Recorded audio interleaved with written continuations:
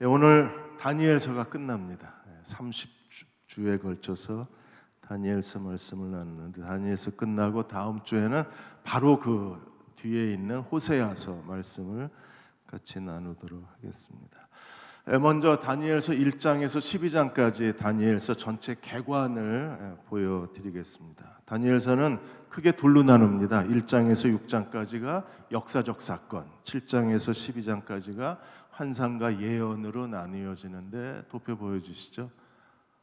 네, 역사적 사건에서 1장에서 다니엘과 세 친구가 어떻게 하나님께 쓰임받게 되었는가, 그들이 지식을 얻고 그리고 그 꿈을 해석하는 능력을 다니엘이 어떻게 받게 되었는가를 1장에서 설명을 했어요. 2장에서 느부갓네살 왕이 금신상 꿈을 꾸고 다니엘이 해석을 합니다. 느부갓네살 왕이 3장에서 꿈을 꾼 대로 자기 신상을 만들고 스스로 신으로 경배를 받게 돼요. 거역했던 사드락 메삭 아벳느고가 풀무불에서 하나님의 놀라우신 구원을, 기적을 체험하게 됩니다. 하나님은 그의 교만을 책망하시기 위해서 4장에서 느부갓네살 왕이 나무의 꿈을 꿉니다. 7년 동안 7대 동안 그 소처럼 풀을 먹고 들짐승처럼 지내게 해서 하나님이 느부갓네살 왕을 겸손하게 만드세요.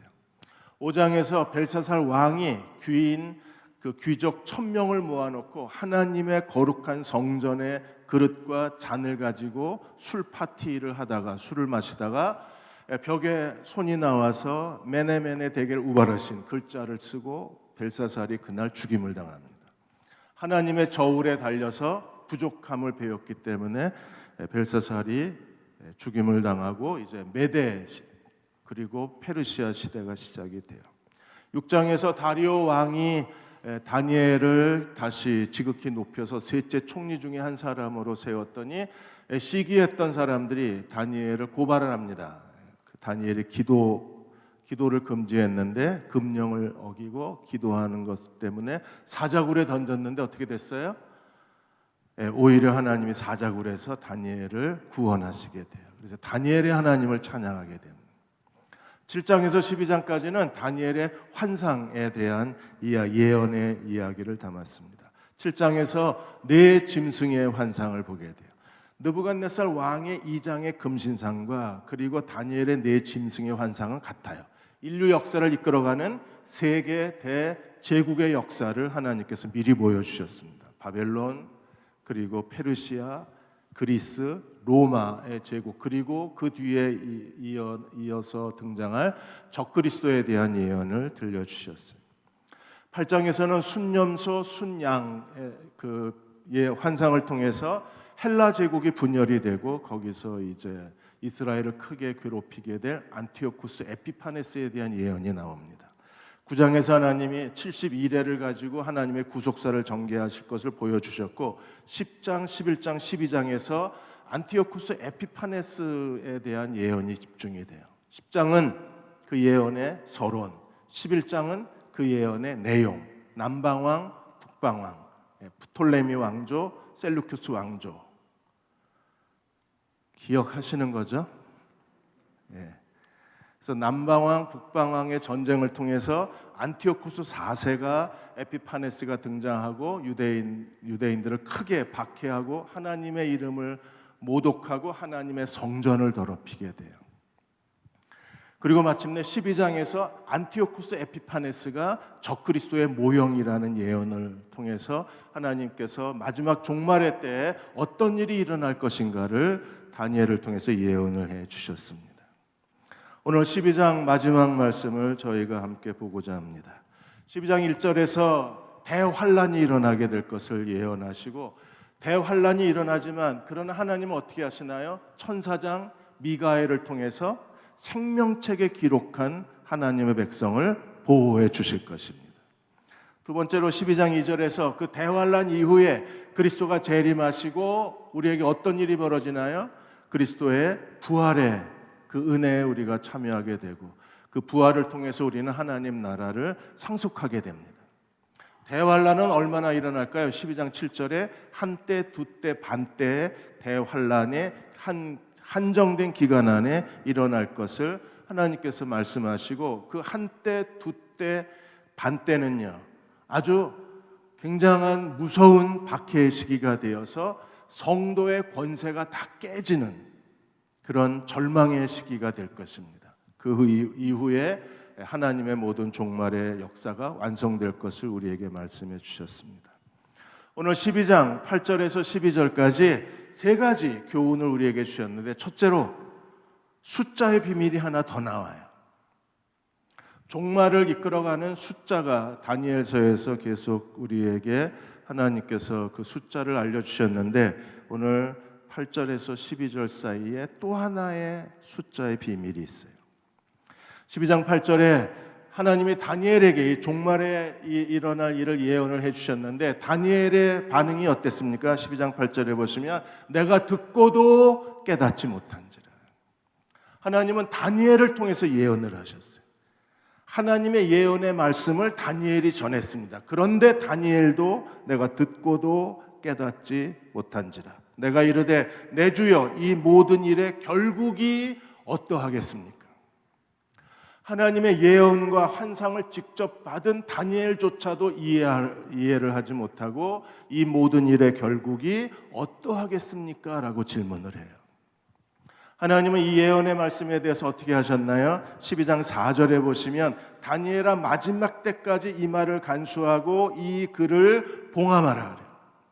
하나님이 다니엘에게 주신 명령이 뭐예요? 마지막 때까지 이 말을 간수하고 보존하고 이 글을 봉함하라. 많은 사람들이 빨리 왕래하며 지식이 더하리라. 사람들이 종말의 지식을 알기 위해서 갈팡질팡할 것이라고 경고하셨어요. 지금도 한국교회도 갈팡질팡합니다. 이만희 그 교주로부터 요한계시록을 해석한다고 하고 종말의 계시를 받았다고 말하는 사람들 때문에 한국교회가 갈팡질팡하고 있어요. 그러나 하나님은 예언의 말씀을 마지막 때까지 하나님께서 1급 비밀로 닫아버리셨어요.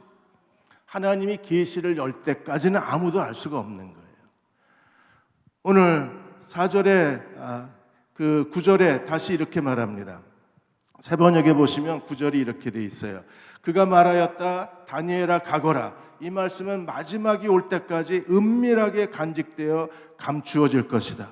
하나님 뭐라고 말씀하셨어요? 다니엘에게. 다니엘이 결국에 어떻게 되겠습니까? 깨닫지 못하고 다니엘이 궁금해서 이 모든 종말의 결국이 어떻게 되겠습니까? 라고 질문했을 때 하나님이 다니엘에게 뭐라고 말씀하셨어요? 갈지어다.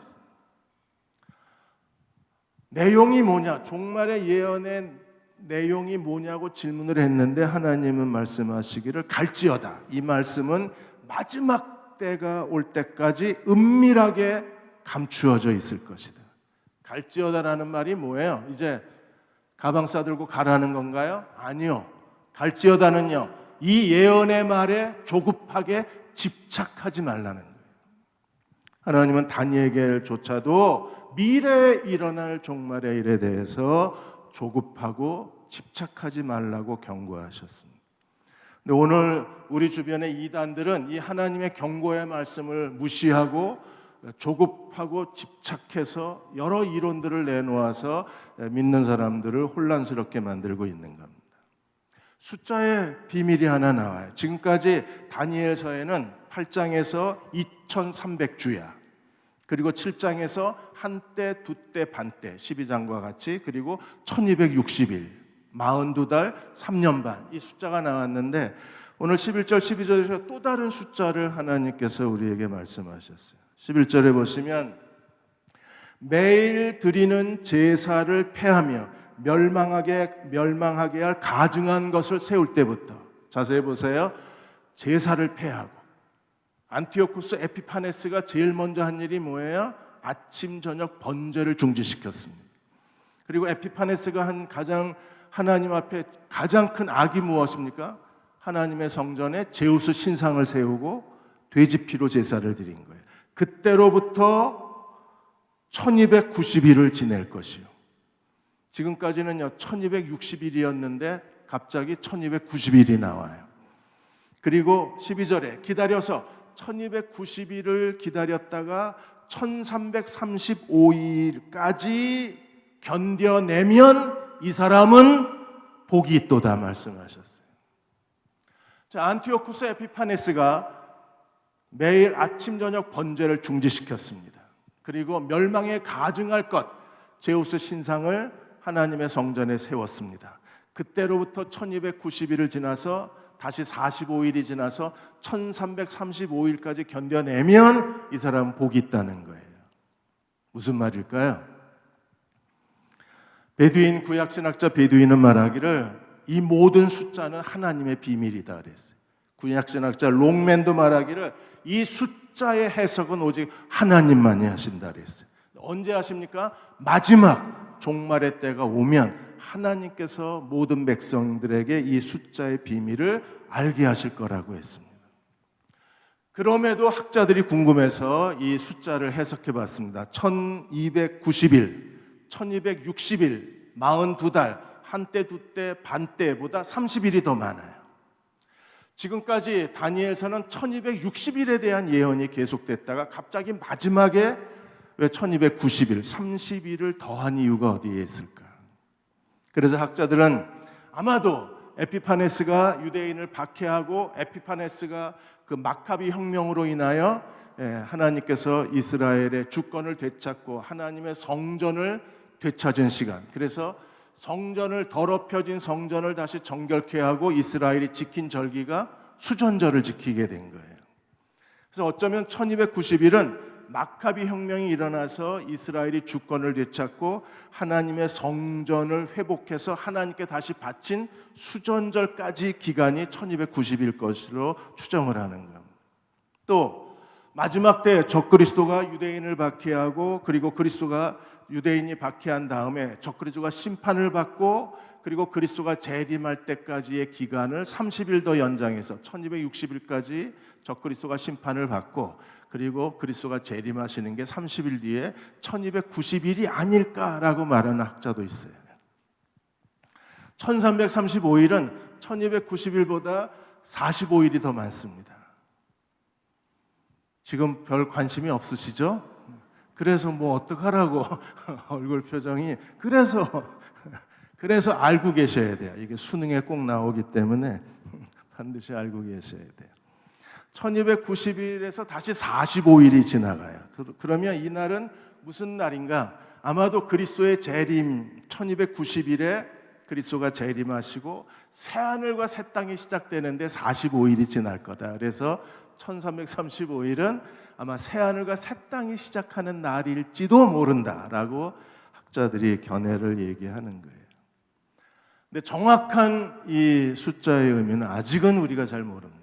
왜냐하면 때가 이르려면 하나님께서 자기 백성에게 이걸 알게 하시기 때문에 그렇습니다. 중요한 것은요, 끝까지 견디는 그 사람이 복이 있을 것이다 그랬어요. 그들은 어떤 사람입니까? 예수 그리스도가 통치하시는 하나님 나라의 백성으로 살아가는 사람들이에요. 어떤 사람이 복이 있나요? 끝까지 그리스도가 다시 오실 때까지 그리스도에게 붙어 있는 사람들, 예수 그리스도 안에서 사는 사람들이 복이 있는 사람들이에요. 그리스도 안에서 사시기를 축원합니다. 우리는 예수께 붙어 있는 그리스도의 종들이 돼야 돼요. 예수님께 붙어서 사는 사람들은 어떤 사람들입니까? 모든 일에 주님을 바라보는 사람들입니다. 유기성 목사님이 두려워하지 말고 하나님만 의지하라는 책을 쓰셨어요. 이 책에서 가난 말기에 한 여자아이를 신방한 이야기를 아주 솔직하게 쓰셨습니다. 어린아이가 가난 말기입니다. 이미 복수가 차올랐어요. 병원에서 치료를 포기했습니다. 병원에서 치료를 포기했다는 것은요, 죽음이 기다리고 있다는 거예요. 목사님이 목사니까 와서 기도해 달라니까 이 아이를 기도해 주러 가는데 목사님도 믿음이 없는 거예요. 내가 기도한다고 이 아이가 살아날 건가? 목사님도 확신이 없었어요.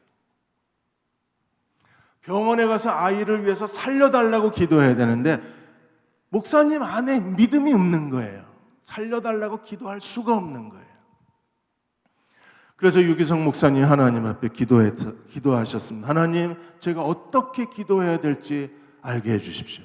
나는 내가 기도한다고 이 아이가 살아날 거라는 믿음이 없습니다. 하나님, 제가 어떻게 기도해야 될지 알게 해주십시오.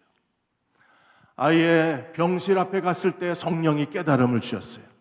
아이를 살려달라고 기도하는 게 아니라 예수께서 그 아이와 함께 계신 것을, 기도할 것을 하나님이 깨닫게 해주셨어요. 그래서 목사님이 그 아이에게 예수님이 함께 하신다고 기도하기를 시작했습니다. 아이의 몸에 손을 얹고 이렇게 기도했습니다. 하나님, 주님이 이 아이와, 그 아이 이름이 소리인데, 소리와 함께 계신 것을 믿습니다. 주님이 이 아이와 함께 계신 것을 내가 압니다. 주께서 이 아이의 모든 것을 하나님 뜻대로 주관해 주십시오. 그리고 기도가 끝난 다음에 소리한테도 이렇게 얘기했습니다. 소리야, 주님만을 바라봐. 예수님이 너와 함께 계셔. 예수님만 바라봐. 그랬더니 아이가, 그 산소호흡기를 끼고 숨쉬기도 어려운 아이가 아멘, 예 목사님이라고 대답을 했어요.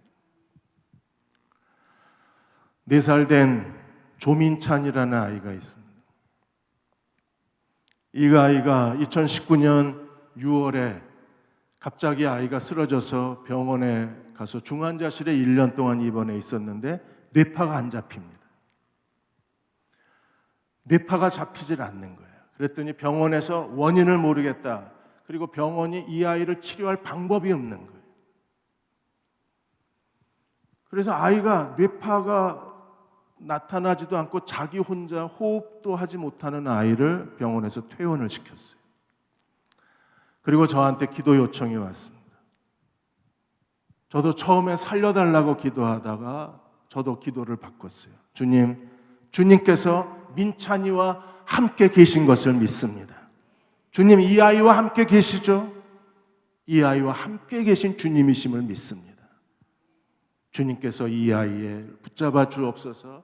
주님께서 이 아이에게 은혜를 베풀어 주옵소서. 주님이 이 아이에게 기적을 행하여 주옵소서. 우리도 힘들고 지치고 어려울 때마다 하나님 앞에 나아가서 기도해야 합니다. 우리가 어떻게 될지는 모르지만, 그러나 주님이 우리와 함께 계신 것을 믿습니다. 그분이 그분 뜻대로 이루어 줄 것을 믿습니다.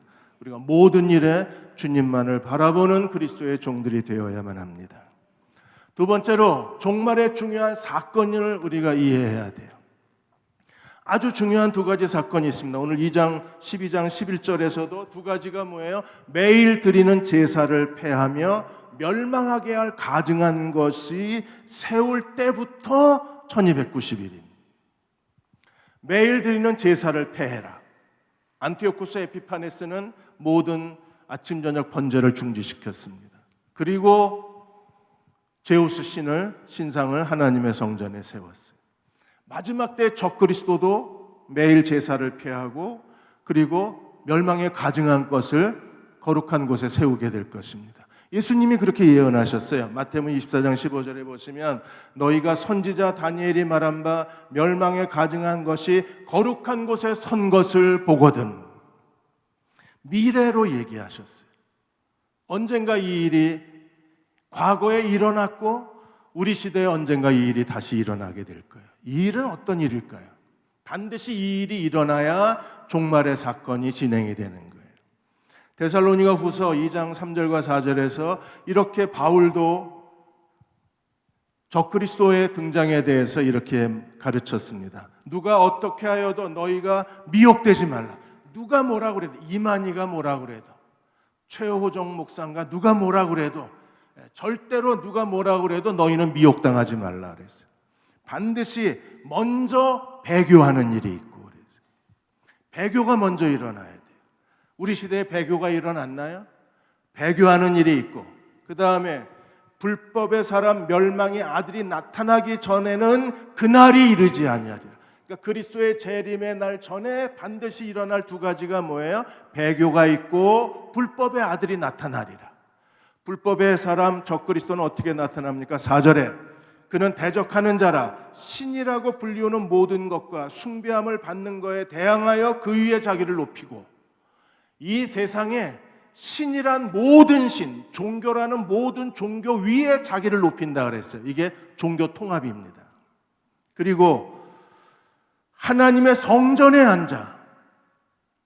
지금 이스라엘에 하나님 성전이 있나요? 지금 팔레스틴 땅에 예루살렘에 하나님 성전이 있어요? 없습니다. 근데 어떻게 적그리스도가 하나님의 성전에 앉아 자기를 하나님이라고 내세우게 될까요?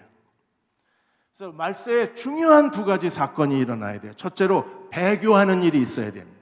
배교하는 일은 종교다원주의라고 합니다. 종교다원주의가 뭐예요? 산으로 올라가는 길은 하나만 있는 게 아니라는 거예요.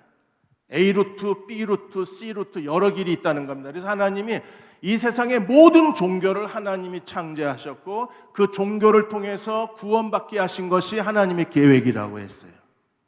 그래서 예수 그리스도를 믿는 기독교만, 오직 예수 그리스도만이 하나님과 사람 사이의 중보자이시고 예수 그리스도를 믿음으로만 구원받는 게 아니라 모든 종교에 다 구원이 있다. 이게 종교 통합주의입니다.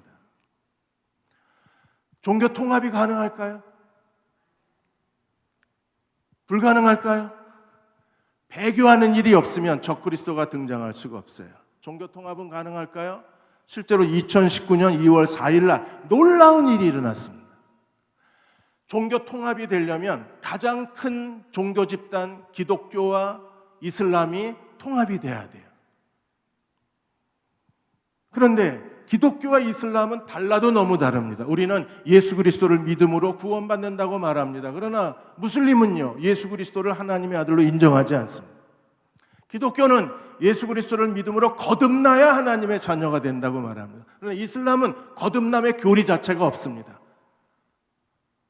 하나님을 믿는 우리와 알라를 믿는 하나님과 알라가 동일신이라고 인정이 되어야 두 종교가 통합이 되는데 2019년 2월 4일 날 캐톨릭의 프란치스코 교황하고 이슬람의 대이맘 아흐메드가 둘이 합쳐서 두 분이 종교 통합에 서명을 했어요. 그래서 프란치스코 교황하고 대이맘은 이슬람의 교황 같은 존재입니다. 아흐메드가 두 사람이 세계 평화와 그리고 인류의 형제애에 서명을 했어요. 이제 두 종교는 교리를 뛰어넘어서 하나가 된 겁니다. 그래서 이 형제애 선언문에 보면 모든 인류가 국가의 장벽, 종교의 장벽, 그리고 인종의 차별을 넘어서서 진정한 평화와 인류애를 실천한다 이렇게 돼 있어요. 벌써 1년이 됐습니다. 종교 통합은 지금 빠르게 진행돼 가고 있습니다. 두 번째, 하나님의 성전. 지금 예루살렘에 있는 예루살렘 성전터에 있는 것은요, 무슬림의 황금 돔사원이 세워져 있습니다. 거기에 제3의 성전을 세우겠다는 거예요.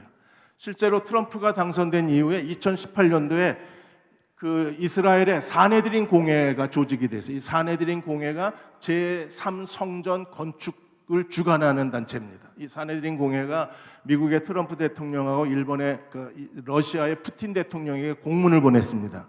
성전 건축을 중재해달라. 수르바벨 성전이 페르시아 고레스에 의해서 지어진 것처럼 제3의 성전이 트럼프와 푸틴에 의해서 지어졌으면 좋겠다. 그게 공문의 내용입니다. 예루살렘 성전의 역사는 어떻게 됐나요? 우리가 잘 아는 것처럼 첫 번째 제1성전은 솔로몬이 지은 성전입니다. 그 솔로몬이 지은 성전은 저렇게 웅장하고 규모가 크고 아름답게 지어졌어요. 그러나 이 예루살렘 성전은 유대교의 심장이었습니다. 모든 하나님의 언약의 백성이 성전을 중심으로 하나님을 섬겼어요. 그러나 어떻게 됐습니까? 하나님을 버리고 우상 숭배하다가 이 솔로몬의 성전이 BC 586년에 그 바벨로니아 군대에 의해서 성전이 다 불타고 폐허가 되고 성전이 완전히 다 무너져 버렸어요. 바벨론 70년 포로 이후에 하나님이 고레스를 통해서 유다 백성이 다시 팔레스틴으로 돌아오게 하시고 그리고 어떻게 했습니까? 제2의 성전 수르바벨 성전을 건축하게 하셨습니다.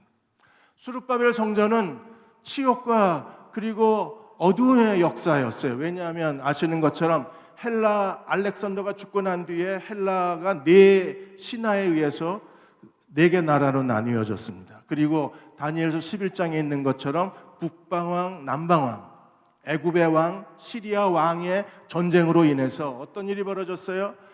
안티오쿠스 에피파네스가 팔레스틴을 정복하고 나서 예루살렘 성전을 모독하고 하나님의 이름을 더럽히고 그리고 성전에 제우스 신상을 세우고 돼지피로 제사를 드리고 안식일을 금지시키고 할례를 중지시킨 게 누구예요? 에피파네스입니다.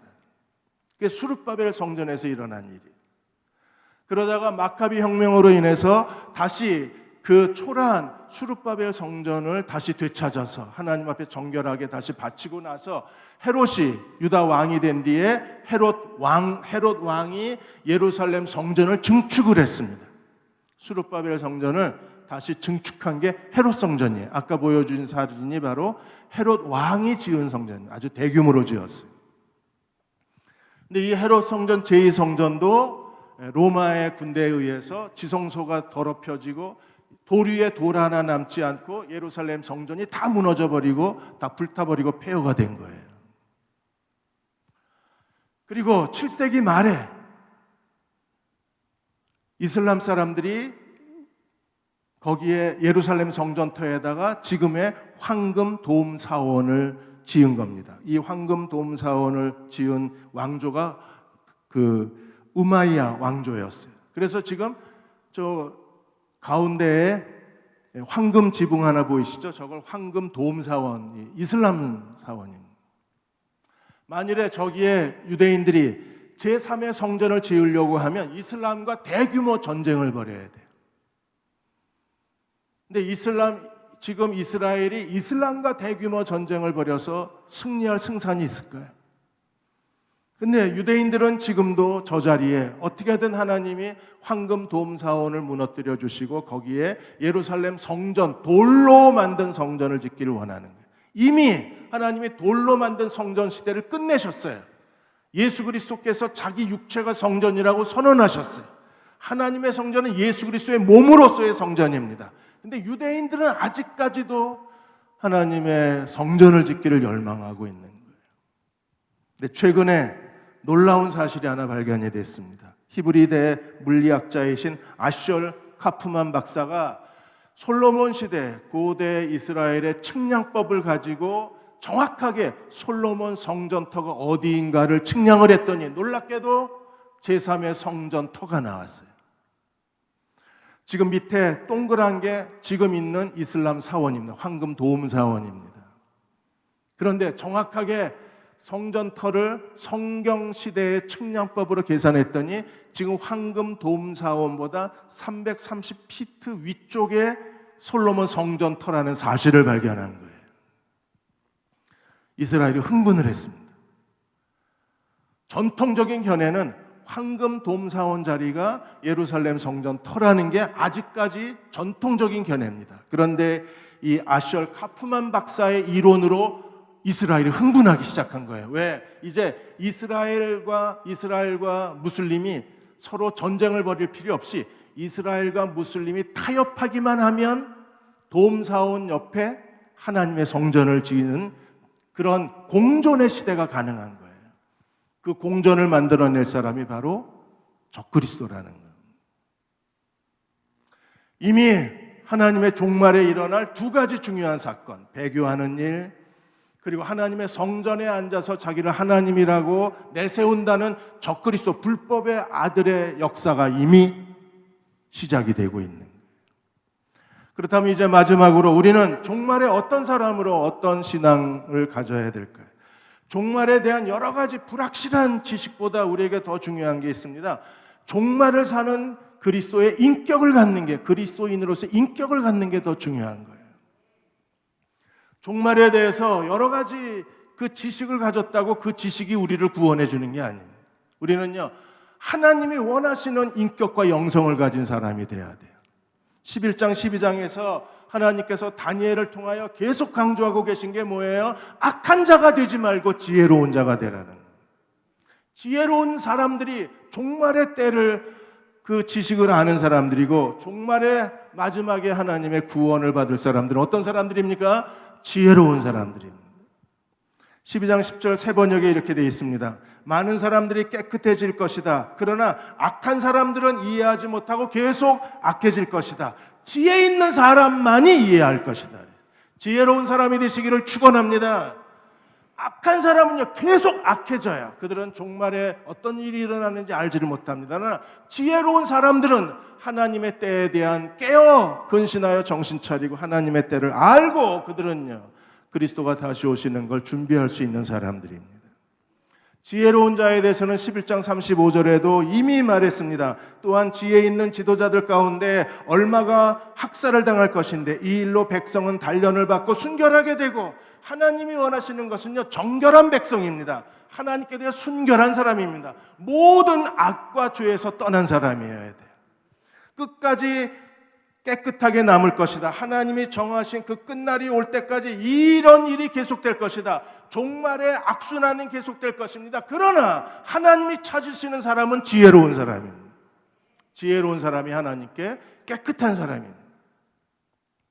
12장 3절에서도 하나님은 이렇게 말씀하셨습니다. 지혜 있는 자는 궁창의 빛과 같이 빛날 것이요 많은 사람을 옳은 대로 돌아오게 하는 자는 별과 같이 영원히 빛날 것이라. 밤하늘의 별처럼 그들은 눈부시게 빛날 것입니다. 어떤 사람들이요? 지혜로운 사람들, 많은 사람을 옳은 대로 돌아오게, 하나님께로 돌아오게 한 사람들은 해같이 빛납니다. 밤하늘의 별과 같이 빛나게 될 것입니다. 미국의 월스트리트 저널이 코로나19 이후에 미국과의 부채의 그 퍼센트 10% 범위 내에서 국가 부도 위기에 몰려있는 나라가 코로나19 이전에는 4개 나라였는데 코로나19가 6개월이 지난 지금 부도 직전에, 국가 부도 직전의 나라가 18개 나라로 늘었다 그랬어요. 레바논도 지금 국가 부도 직전입니다. 하루에 2번 전기 들어옵니다. 오전에 2시간, 저녁에 2시간만 들어요. TV도 멈추고 냉장고도 멈추고 모든 일상생활이 멈춘 겁니다. 지금 이 위기를 극복할 수 있는 것은요 지혜로운 지도자뿐입니다. 한국도 지혜로운 지도자가 국정을 운영할 수 있도록 기도해야 하고, 지혜로운 지도자들이 한국 교회를 이끌어갈 수 있도록 우리가 계속해서 기도해야 합니다. 지혜의 목적이 뭐예요? 많은 사람을 옳은 대로 돌이키는 것, 생명의 길로 인도하는 것, 그게 지혜의 목적입니다. 12장 13절에 다니엘서의 결론을 현대어 성경은 이렇게 말했습니다. 다니엘아, 너는 끝까지 충실하여라. 너는 죽어 평안히 쉬다가 너는 끝까지 충성되라. 너는 죽어 쉬다가 마지막 때에 그리스도가 다시 오실 때에 부활하여 내 상을 받게 될 것이라. 아멘. 우리 다 그렇게 살아야 돼요. 오늘 예배 드리시는 우리 모두가 다 어떻게 살아야 됩니까? 끝까지 충성하다가, 죽어서 땅에서 쉬다가, 무덤에서 쉬다가 그리스도가 다시 오실 때 다 부활하여 하늘의 상급을 받는 그리스도의 종들이 되어야 합니다. 그렇게 사시기를 축원합니다. 우리가 그렇게 살아야 돼요. 바울도 끝까지 충성됐습니다. 디모데후서 4장 7절 8절에 나는 선한 싸움을 싸우고 믿음을 지켰나니, 끝까지 바울이 충성의 길을 걸어갔습니다. 그 뒤에 어떤 일이 벌어지나요? 이제 후로는 나를 위하여 의의 면류관이 준비되었으므로, 우리가 끝까지 충성되고 그리고 잠이 들면 그리스도가 다시 오실 때 우리도 그리스도와 함께 하늘의 상급을 받게 될 것입니다. 베드로후서 3장 10절 14절에 마지막 종말을 사는 삶의 지혜, 이 사람이 지혜로운 사람이에요. 이렇게 살아야 지혜로운 거예요. 이렇게 못 살면 악한 거예요. 진정한 그리스도인의 지혜가 무엇입니까? 그러나 주의 날이 도둑같이 오리니 그날에는, 그리스도의 재림의 날이 도둑같이 올 것입니다. 그날에 하늘이 큰 소리로 떠나가고 물질이 뜨거운 불에 풀어지고 땅과 그 중에 있는 모든 일이 다 드러나게 될 것이라. 온 세상이 다 뜨거운 불에 다 풀어지게 될 것입니다. 11절, 이 모든 것이 이렇게 풀어지리니 너희가 어떠한 사람이 되어야 마땅하냐? 무엇을 아느냐가 중요한 게 아니라 어떤 사람이냐가 더 중요해요. 어떤 사람이냐. 어떤 사람이어야 합니까? 마땅하뇨. 거룩한 행실과 경건함으로 하나님 나라, 하나님의 날이 임하기를 바라보고 간절히 사모하라. 거룩함과 경건함으로 살아가는 사람이어야 돼요. 14절에 베드로는 그러므로 사랑하는 자들아, 우리가 이것을 바라보나니 주 앞에서 점도 없고 흠도 없이 평강 가운데 나타나기를 힘써라. 점도 없고 흠도 없이. 하나님 앞에 평강 가운데, 거룩함 가운데 깨끗한 사람으로 나타나기를 힘써요. 다니엘이 어떻게 시작했습니까? 다니엘과 세 친구가 1장에서 그들이 느부갓네살 공격에 의해서 1차 포로로 끌려왔을 때 다니엘과 세 친구는요, 특별히 왕의 보좌관으로 훈련을 받았을 때 그들이 어떻게 했어요? 왕의 음식으로 자기를 더럽히지 않기를 구했어요. 그들은 하나님 앞에 깨끗하기를 원했습니다. 그러자 하나님께서 열흘 동안 채소와 물을 가지고 시험하고 오히려 왕의 고기와 포도주를 먹는 젊은이보다 훨씬 더 얼굴이 윤택하고 그들의 건강이 훨씬 더 좋아졌을 때 하나님이 어떻게 그들을 보상하셨어요? 지혜와 지식으로 보상하시고, 그리고 다니엘은 꿈을 해석하는 능력까지 더해 주셨어요. 그 능력을 가지고 다니엘서에 다니엘은 성공한 정치인으로 그리고 선지자로 그의 사명을 다한 거예요. 고레스 칙령으로 인하여 유대인들이 다 귀환했는데도 불구하고 다니엘은 그 제국에 남아서 하나님의 선지자로서의 예언의 사명을 다한 거예요. 그렇게 다니엘의 삶을 하나님이 붙드실 수 있었던 이유는 다니엘이 왕의 식탁과 포도주와 고기 덩어리로 자기를 더럽히지 않고 정결하기를 원했기 때문에 그렇습니다. 우리도 이 시대에 지혜로운 자, 정결한 자로 살아야 돼요. 그때 하나님이 그들을 통해서 하나님의 놀라우신 일들을 이루어내실 것입니다. 데이비드 리빙스턴이 아프리카 세 번째 선 탐험을 간 뒤에 소문이 퍼졌습니다. 리빙스턴이 죽었다고. 그래서 뉴욕에 있는 뉴욕 헤럴드 편집장이 정말 리빙스턴이 죽었는지 확인하기 위해서 가장 젊고 유능한 기자 헨리 스탠리를 아프리카로 보내요. 스탠리가 8개월 동안 아프리카를 뒤져서 탄자니아에서 리빙스턴을 찾아냅니다. 그게 1871년의 일이에요. 그 리빙스턴을 찾아내고 리빙스턴과 더불어 4개월, 나흘 동안 있었어요. 4개월, 나흘 동안. 그리고 나중에 헨리 스탠리가 이 아프리카 탐험에 대한 책을 쓰면서 리빙스턴과의 만남에 대해서 이렇게 얘기했습니다. 나는 넉 달하고 나흘 동안 그와 함께 리빙스턴과 함께 한 오두막에서 지냈다. 나는 그에게서 어떤 결함도 찾아낼 수 없었다. 나는 런던에서 가장 신앙심 없는 사람 중에 한 사람이다. 나는 기독교에 대해서 비판적이고 그리고 기독교에 대한 편견을 갖고 있는 사람이었다. 나는 그런 마음, 삐뚤어진 마음을 가지고 아프리카로 갔다. 그러나 4년 나흘 동안 리빙스턴과 함께 있는 동안에 나는 리빙스턴의 인격에 빨려 들어갔다 그랬어요. 그만큼 사람됨이 그 헨리 스탠리의 마음을 감동한 거예요. 그의 경건, 그 가난한 영혼들, 아프리카 미지의 대륙에 대한 열정, 그의 삶의 정직함, 검소함, 겸손, 아무리 누구도 인정해 주지 않아도 하나님이 자신에게 주신 길을 끝까지 묵묵히 걸어가는 성실함, 나는 그에게 빠져들어갔다 그랬어요. 대형교회가 어려움 중에서도 이렇게 하나님께서 붙들어 주실 수 있었던 것을 정말 바라보는 것만 해도 빠져들어가는 존경할 만한 신앙인들이 있어서 그렇습니다. 우리가 그렇게 살아야 돼요. 지혜로운 자로 살고 모든 악을 버리고 하나님 앞에 정결하게 살면 하나님께서 우리를 통해서 하나님의 놀라우신 일을 이루어 주실 것입니다. 헨리 스탠리는 어떻게 됐나요?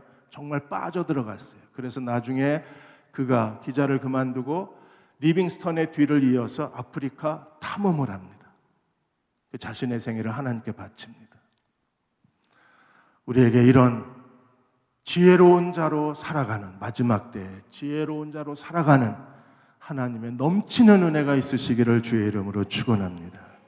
자, 다 일어나셔서 함께 주기도문 찬양하시고 이 찬양을 기도하는 마음으로 불러주십시오. 입술로 부르지 말고 마음으로 불러주세요. 그리고 이 주기도문으로 한 주간을 살 수 있도록 이 주기도문으로 하나님이 우리에게 응답해 주시기를 소망하는 마음으로 이 찬양을 부르겠습니다.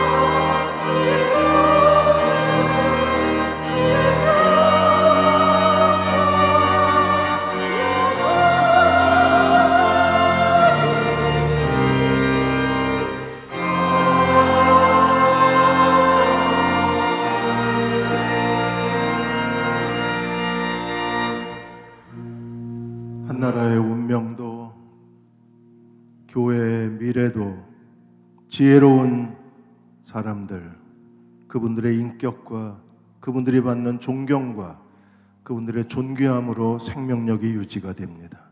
대한민국의 미래도 정치하는 분들이 얼마나 존경을 받고 신뢰를 받는 데 달려있고, 한국교회의 미래도 교회 지도자들이 얼마나 지혜로운가에 달려있고, 한 가정의 미래도 그 부모가 얼마나 영적 지도자로 지혜로운가, 아들, 딸들이 얼마나 지혜로운 사람인가에 달려있습니다. 너는 가서 마지막을 기다리라. 내가 평안히 쉬다가 끝날에는 내 몫을 누릴 것임이라. 우리도 다니엘처럼 살게 하여 주옵소서. 끝까지 충성되게 하시고 죽어서 편히 쉬다가 마지막 때에 부활하여 우리의 상급을 받게 하여 주옵소서. 부활의 영생을 받게 하여 주옵소서. 이 시간 우리 같이 소리내어 통성으로 기도하겠습니다. 아버지 하나님, 우리에게 은혜를 베풀어 주시기를 원합니다. 다니엘처럼 지혜로운 자로 살고 끝까지 충성된 자로 살고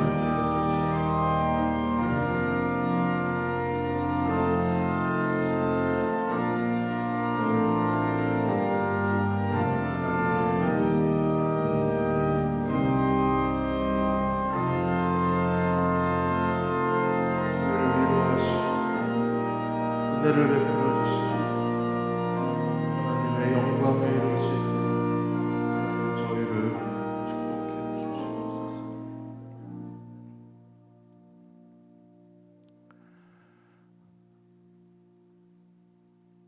하나님, 대형교회 안에 교우들에게 삶의 소망을 주고 하나님을 의지할 수 있는 옳은 길로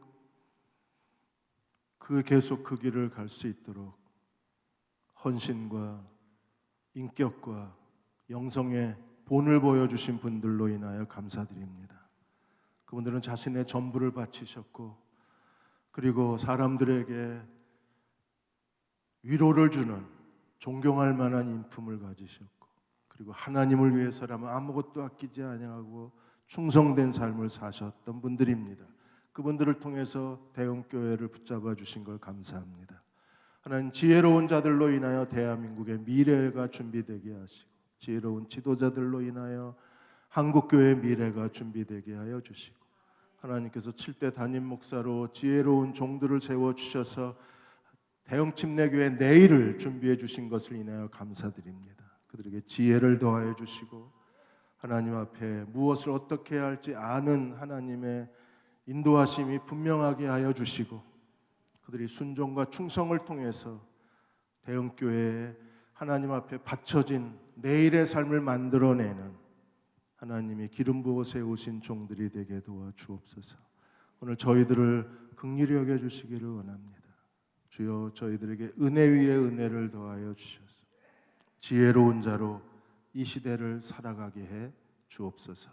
지금은 우리를 죄에서 구원하신 우리 주 예수 그리스도의 은혜와 하나님 아버지의 그 크신 사랑하심과 성령의 위로하고 도우신 은혜가 오늘 함께 주일 예배 드리고 돌아가는 모든 교우와 가정과 자녀들 위에, 이 민족과 이 땅의 모든 교회 위에 지금부터 영원히 함께 하시기를 간절히 축원하옵나이다. 아멘.